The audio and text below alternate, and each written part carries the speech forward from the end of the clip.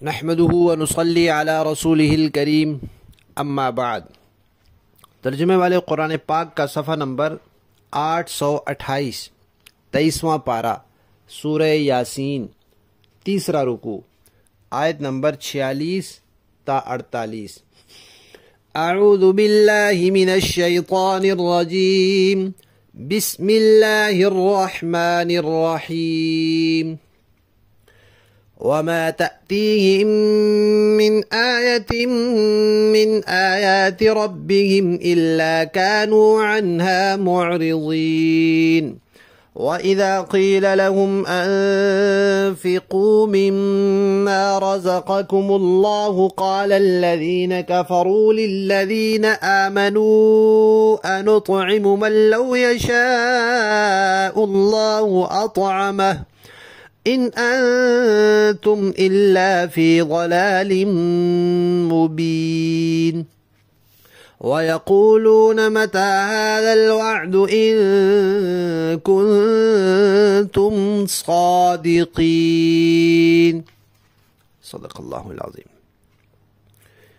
پچھلی آیات میں اللہ تعالیٰ نے مرنے کے بعد والی زندگی کے دلائل پیش کرنے کے بعد عذاب کا تذکرہ فرمایا تھا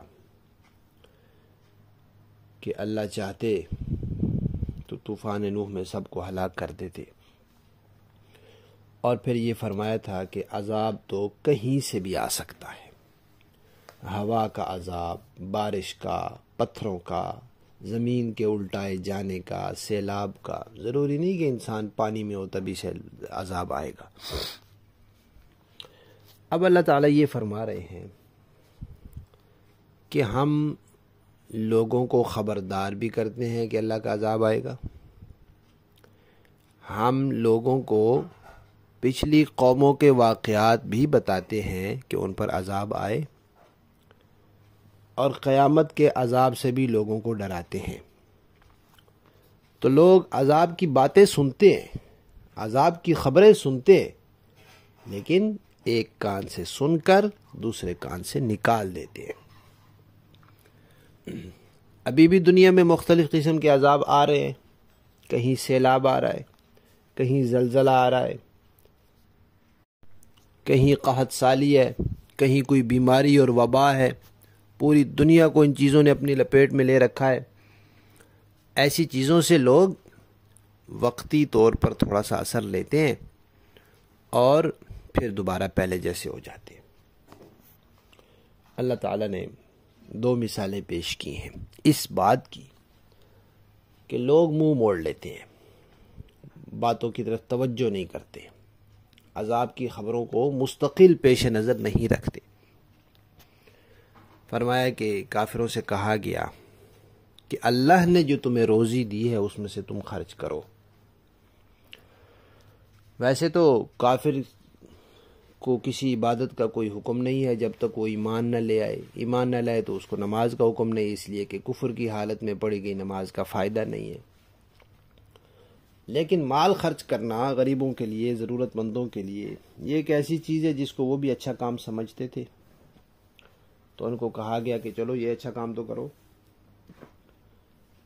اللہ نے جو تمہیں روزی دی ہے اس میں سے خرچ کرو ضرورت مندوں کے لیے۔ تو انہوں نے پھر آگے سے مذاق اڑایا، حالانکہ وہ خود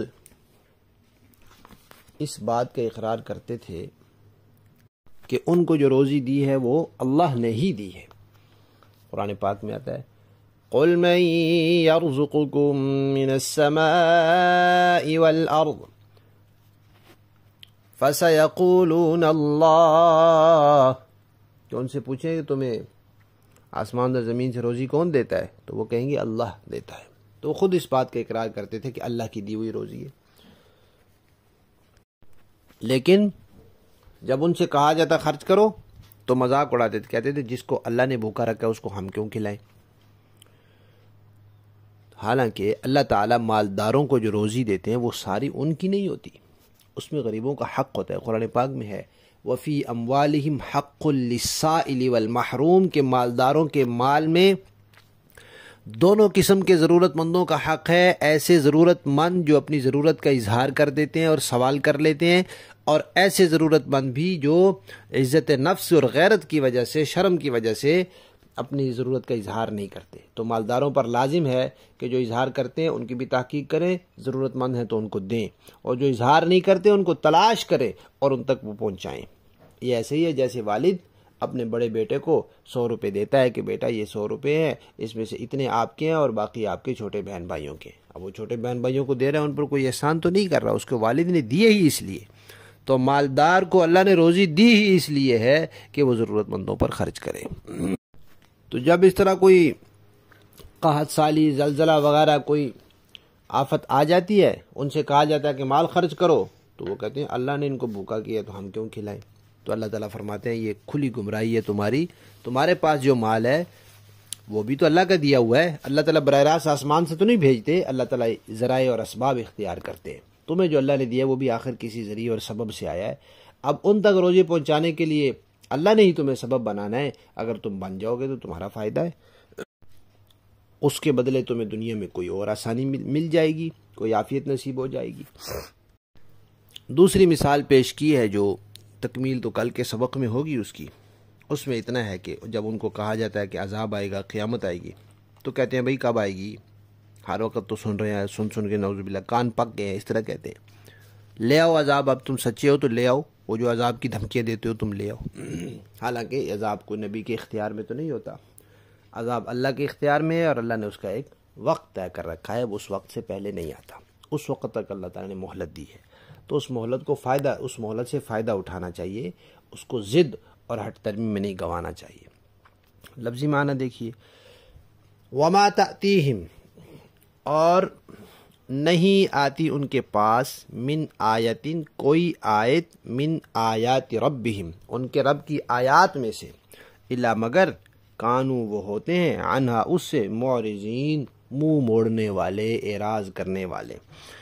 وَإِذَا، اور جب، قیلا، کہا جاتا ہے، لہم، ان سے، انفقو، خرچ کرو تم، مما، اس میں سے جو، رزقا، دیا، کم، تمہیں، اللہ نے، قالا، تو کہتے ہیں، الذین، وہ لوگ، کفروا، جو کافر ہیں۔ کس کو کہتے ہیں؟ للذین، ان لوگوں کو کہتے ہیں، آمنو، جو ایمان لے آئے۔ کیا کہتے ہیں؟ نطعم، کیا ہم کھلائیں، من، ان کو، لو یشاء اللہ، اگر اللہ چاہتا، اطعمہ، ان کو کھلا دیتا۔ اللہ خود کھلانا چاہتا تو کھلا دیتا، جب اللہ نے نہیں کھلایا تو ہم کیوں کھلائیں؟ اللہ تعالیٰ فرماتے ہیں، ان انتم، نہیں ہو تم، الا مگر، فی ضلال مبین، کھلی گمراہی میں ہو۔ تم یہ سمجھتے ہو جو کچھ اللہ نے دیا سارا تمہارا ہے، نہیں۔ وَيَقُولُونَ، اور وہ کہتے ہیں، متى، کب، ھذا الوعد، یہ وعدہ پورا ہوگا عذاب کا، یہ قیامت کا، ان کنتم صادقین، اگر تم سچے ہو تو لے آؤ عذاب۔ با محاورہ دیکھیں۔ وَمَا تَأْتِيهِم مِّنْ آيَةٍ مِّنْ آيَاتِ رَبِّهِمْ إِلَّا كَانُوا عَنْهَا مُعْرِضِينَ، اور ان کے پروردگار کی نشانیوں میں سے کوئی نشانی ایسی نہیں آتی جس سے وہ منہ نہ موڑ لیتے ہوں۔ وَإِذَا قِيلَ لَهُمْ أَنفِقُوا مِمَّا رَزَقَكُمُ اللَّهُ قَالَ الَّذِينَ كَفَرُوا لِلَّذِينَ آمَنُوا أَنُطْعِمُ مَن لَّوْ يَشَاءُ اللَّهُ أَطْعَمَهُ، اور جب ان سے کہا جاتا ہے کہ اللہ نے تمہیں جو رزق دیا ہے اس میں سے غریبوں پر بھی خرچ کرو، تو یہ کافر لوگ مسلمانوں سے کہتے ہیں، کیا ہم ان لوگوں کو کھانا کھلائیں جنہیں اگر اللہ چاہتا تو خود کھلا دیتا۔ ان انتم الا فی ضلال مبین، اللہ فرماتے ہیں، کافرو، تمہاری حقیقت اس کے سوا کچھ بھی نہیں کہ تم کھلی گمراہی میں پڑے ہوئے ہو۔ وَيَقُولُونَ مَتَى هَذَا الْوَعْدُ إِن كُنتُمْ صَادِقِينَ، اور کافر یہ کہتے ہیں کہ یہ قیامت کا وعدہ کب پورا ہوگا، مسلمانوں بتاؤ اگر تم سچے ہو۔ صدق اللہ العظیم۔